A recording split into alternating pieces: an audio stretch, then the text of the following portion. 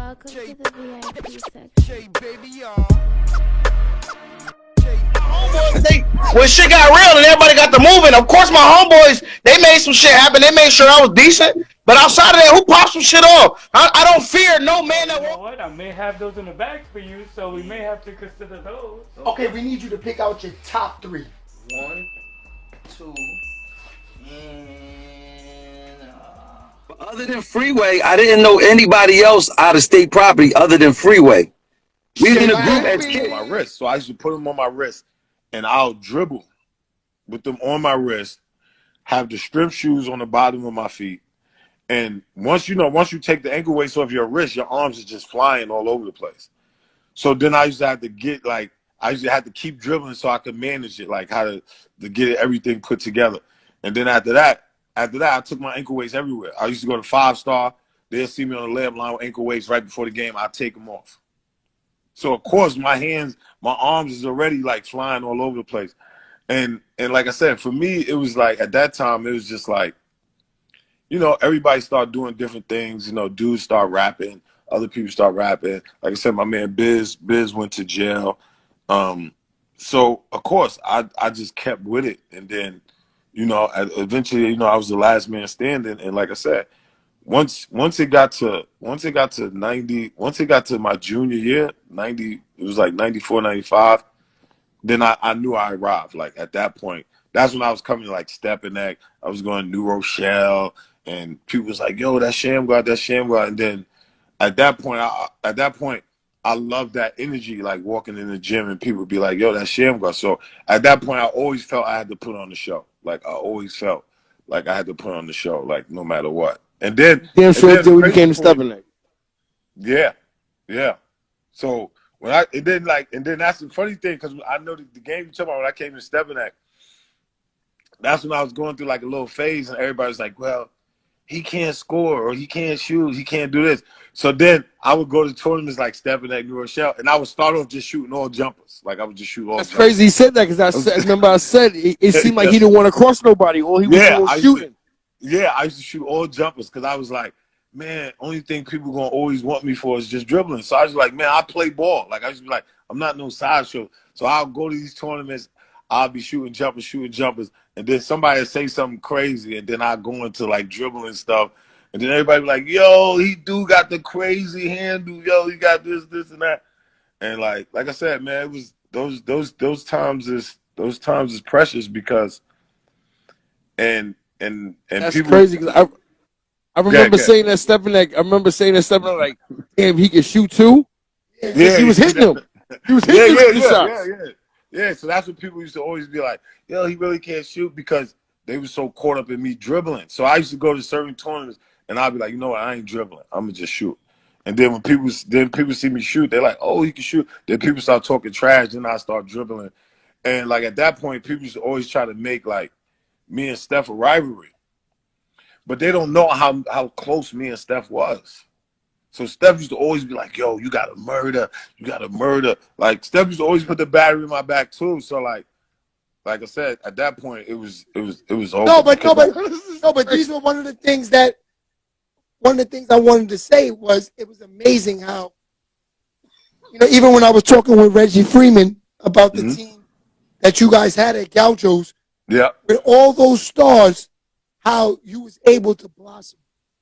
Yeah. You were still able to get off. You were still able to get to the same level. You know what I'm saying? Yo, Shay, let me paint a picture real quick. Yo, Sham, we're younger than Sham. I think like maybe 2 years. Like, you know what I'm saying? Because me and Haas was the only ones playing varsity on the basketball team. I remember that's how Haas got the sneakers crossed. Anyway, I just remember being at Gaucho Gym, and you know how like the seniors were coming like while the midgets were practicing.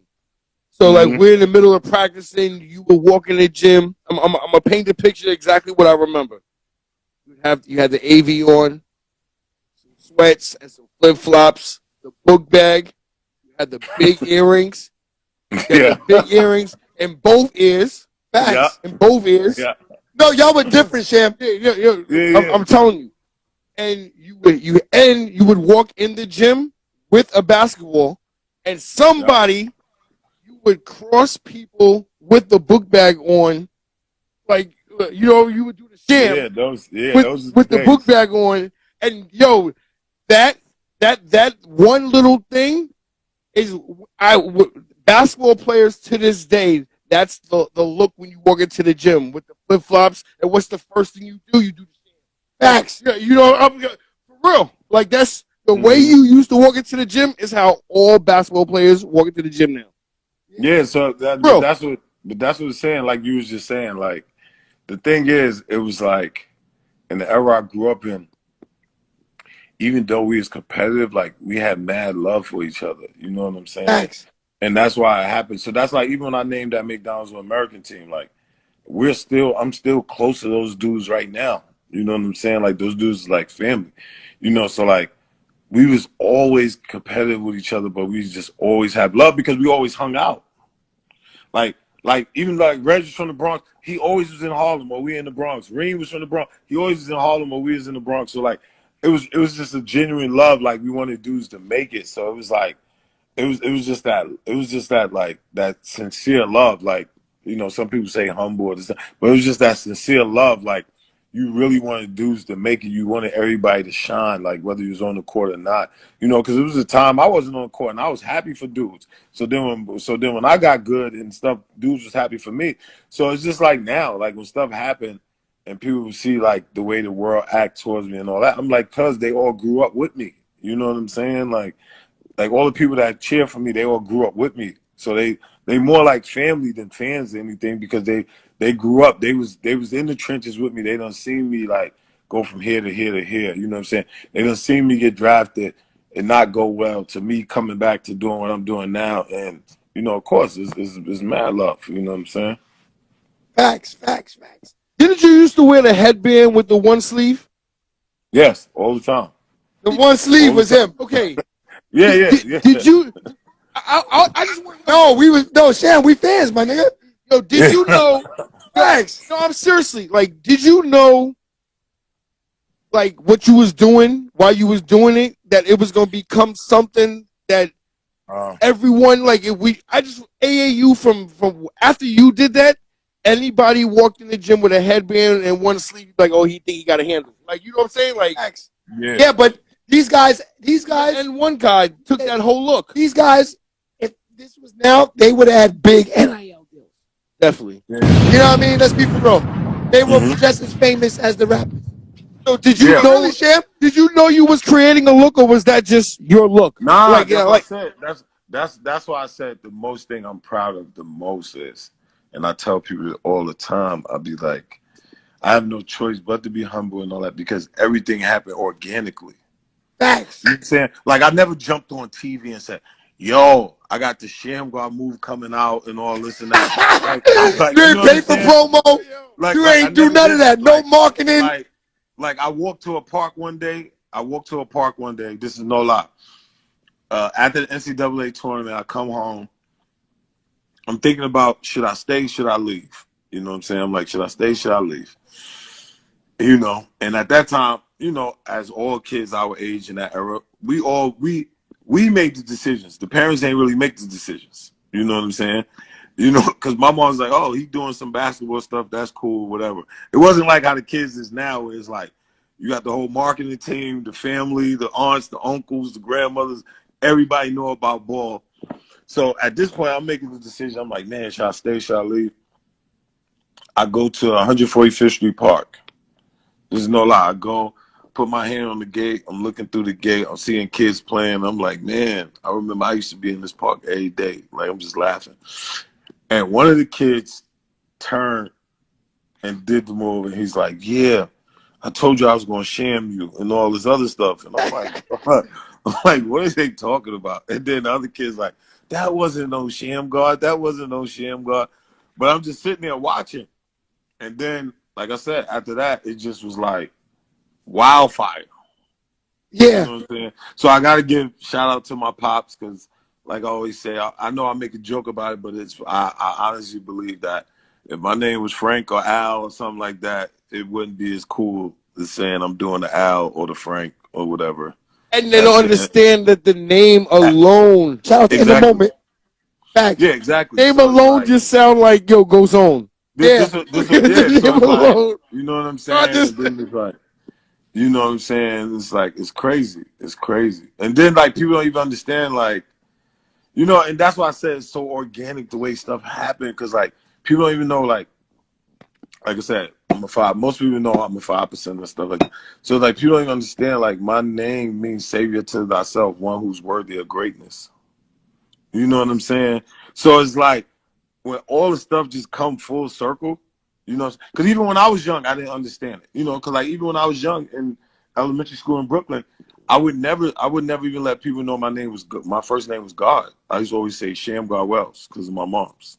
You know what I'm saying? Because I used to always be like, you know, teachers would never call me God. You know what I'm saying? And I had a problem with it. I'm like, man, teachers would never call me God. So, you know, and then my father used to always tell me, like, you know, because that's his name, God Shem. So my father always used to tell me, you know, your name is great. Your name is great. And I'm like, yeah, okay. You know, like I said, I'm a little kid. I'm 9, 8. I'm like, yeah. You know, and as I got older, stuff just started happening organically. Yeah. That goes with what my father used to always talk about, right? So then when I get to college, right? So this is what people understand. So when I get to college, they were like, I bring my birth certificate. So they see my birth certificate and they're like, oh, we can't do this. And I'm like, do what? And they're like, because you have to use your legal name on the jersey. And I was like, okay. And they was like, but we can't say God Shammgod. And they was like, and I was like, why not? I was like, okay, cool. Use Shammgod Wells. I mean, I used that in high school. And they're like, yeah, this is not high school. You're going to be on TV. You got to use. Oh, they your wanted first you to name. use Wells. They wanted you to use Wells. Yeah. So what happened was Got when you. I told them my name, they thought it was a joke. Like they thought I was like trying to do something else. And I was like, well, this is my Like name. And they was like, Meta World Peace or some shit like that. yeah. They thought I was trying to change my name and do something else. And I was telling them, I was like, because the only reason why they knew is because you know how when you go to college, you know, they got the yearbook and they got your siblings. My brothers and sisters never use Wells. They always use Shammgod. So when people are like, oh, he changed his name, I'm like, why would y'all think I changed my name if my brothers and them last name is Shammgod? Why would y'all think my first name is Shammgod? You understand what I'm saying? But like I said, yeah, but I'm the oldest. So growing up, I used to just be like, you go to school. Oh, I go to like you like, oh, I went to school with Speedy Claxton. Speedy is not his name. You know what I'm saying? But in high school, you could do that. He went to Hofstra. But I'm saying like when you go to yeah, but in high school, if he writing Speedy Claxton on the paper, nobody say nothing. But when you get to college, they was like, yo, when we make your jerseys, you gotta have your legal name on it. So then once they put Shammgod on the back of the jersey, everybody went crazy. Oh my God, he's changed his name to God. He's so cocky. He shows this and that. I'm like, yo. That's what they were saying in school? Yeah. They was going crazy. They was putting it in the newspaper. Oh yeah, yo, crazy. You don't understand what kind of legend you was. Like, have you ever heard any of the street legends? Like, yo, last night I was in the Rucker and I see Sham cross this nigga and his shorts came off. Yeah. Or in the hospital had to come. But Sham, I gotta say though, at that time, you was the only one from New York who really held it down in the '64. You went far. You was the only New York standing at that time. Yo, say we was glued in. Like it was like you just didn't want a New York nigga to go home. You know what I mean? I'm gonna tell you. And you turned up. Hey, I'm gonna tell you how hard it was, right? And this is probably the first time anybody ever heard this story. This is how hard it was. So I get drafted. We go play Chicago. So when you get drafted, you're a rookie. The rookies come out first to work out. So I come out to work out. Wait, so y'all don't work out with the regular team? No. You work out with the regular team, but like rookies go first, veterans go second. Yeah. And then the game starts. So if the game is at 7, the rookies will be there like 3 o'clock. Got you. The veterans will come like 5 o'clock. You know what I'm saying? Because it's like that. So because you can't be like the veterans, they need their old they time, right? So I get there at 3. Jordan is on the court working out on the other end. Michael Jordan's here on the court working out on the other end, right? So I'm down there shooting. And I'm nervous because I'm like, man, that's Mike. So, I want to say what's up, but I'm like, at this moment, you don't supposed to say what's up because we're going against each other. Wait till after the game. So I'm shooting. So I'm shooting and all that. I'm doing stuff. He turns and looks down there. He beelines to me. This is what I'm saying. Runs to you? Listen, he beelines to me and say, yo, you owe me some money. I was like, what are you talking about? He said, yo. He said, why you let Corey Wright take that shot? Oh yeah, you talking about the Final Four, right? Yes. And they told him because he was a gambler, Jordan. Yeah, you owe me some money. Exactly. He's like, yo. You owe me some money. He's like, yo, you owe me some money. He was like, yo. He was like, why you let Corey Wright take that shot? And I started laughing. And then I was just like, and then, I just turned. I was like, yo, thanks for everything you did for the game, inspired. And then he was just like, man, he was like, man, you a hell of a player. He's like, I never seen nobody dribble like you. Just like Word. You got a security guard from the Garden in there saying they love you, Sham. Yeah. That's a fact. That's my man, Dave. Definitely, Dave, my man. Shout out to Dave. That's a fact. So wait, let's go back to the Michael Jordan. Hold on, let's go back to the Michael Jordan for a minute. Yeah. So he runs down to you. He says you owe him money. At that time, are you like, why is this nigga running to me? Yeah, I'm stuck. Like, he's coming. Like, you imagine Jordan was running to me. You remember what Jordans he had on? Because he's coming. He had the Jordan 4s because I love them. Oh, you did? You had to look down. Pause. Of course. That's Jordan. Yeah. So it's like. And at that time, that's like 98, right? Yeah. So what happened is it's 97. So what happened is the thing about Jordan was the thing that happened was growing up. Every time they showed Jordan on TV, they show him from the feet up. You know what I'm saying? So of course, when I saw him, I looked at the shoes, looked at the socks, everything perfect. Socks perfect. Like you had to make an NBA player, it was him. Like socks perfect, shorts perfect, everything perfect. I'm like, yo, he looked fake. That's how good he looked fake. He looked fake. I'm like, yo, he looked fake, bro. Oh my God, nigga said Jordan looked fake. What you mean, like the socks was folded right, the Jordans was like everything was crispy. Everything was crispy, bro. And then like I ain't gonna lie. Yo, I ain't gonna lie, like, yo. And in that game it was so crazy because I'm sitting on the bench watching and he's catching it. And we had my man Calvin Chaney. Shout out to Calvin Chaney. Calvin Chaney was nice, went to Indiana. He guarded Jordan. Sham, hold on, Sham. Before we get kicked, because it's 9:10, they kick you after an hour. Can we go off and come back on? Everybody got to come back for this one. We got to come back. Sham's going in. So we're going to come off. I'm going to say your invite because they're going to kick us any second. Okay. Okay. All right.